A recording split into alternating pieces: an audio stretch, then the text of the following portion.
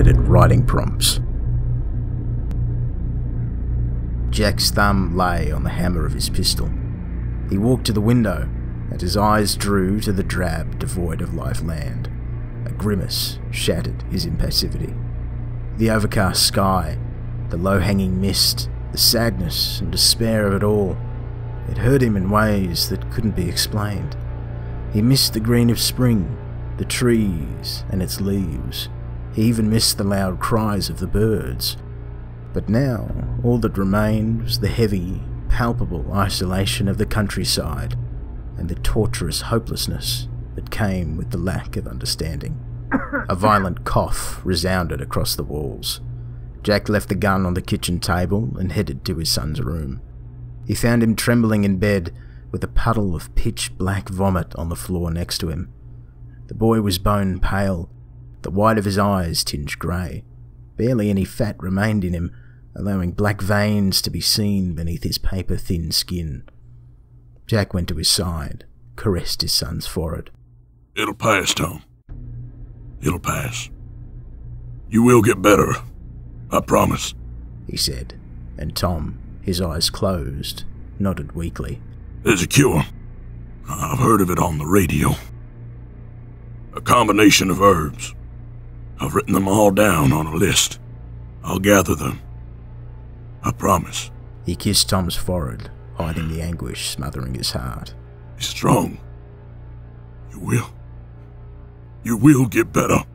Tom didn't respond, nor did he move, but his son was there. Jack knew it, for his heart was still beating and his feeble breaths still came out of his mouth.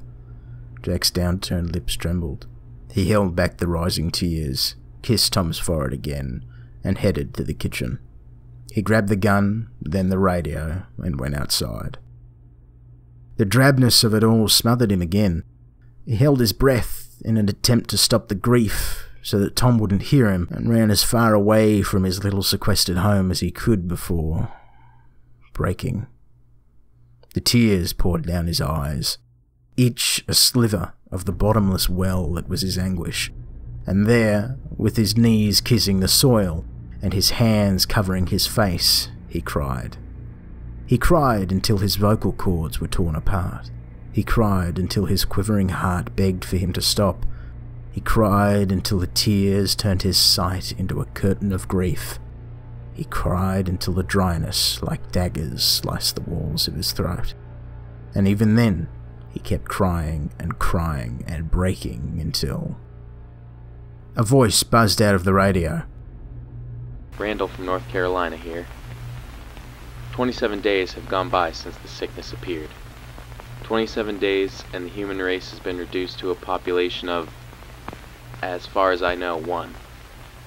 If anyone is listening, all I know is that there are no known cures and that the sickness spreads by air.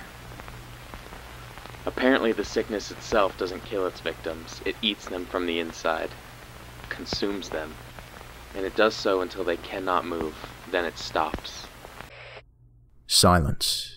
Jack snatched the radio and frantically moved the antenna. The voice returned. "I've seen them.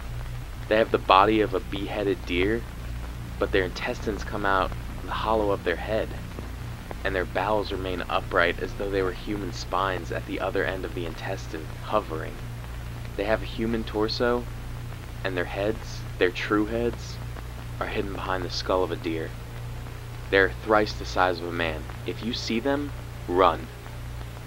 They won't follow you. They will go for those who are infected and paralyzed, and they will lay eggs inside them. I've heard the screams of the infected, and it was no different than hearing someone being slowly tortured to death. This is Randall from North Carolina. 27 days have gone by since the sickness appeared. Jack turned off the radio. A strange noise drew his attention. He turned to his house, and in the distance, he saw them. Half deer, half man, both halves linked by their own guts, and thrice the size of a human. He reached for his gun and ran towards the house. The creatures advanced, their pacing fast, relentless. Jack entered his house, his heart thumping. He shot them 5 times, and every single time he hit them, but they kept advancing without the slightest hint of pain. Jack cursed under his breath. The desperation clouded his mind. He doubled over and spat black. His eyes drew to his palm. His pupils trembled at the sight. Numbness came next. He gazed at the approaching creatures one last time and headed to Tom's room. He stood on the black vomit and placed the gun on his son's forehead. The ringing of the shot deafened him.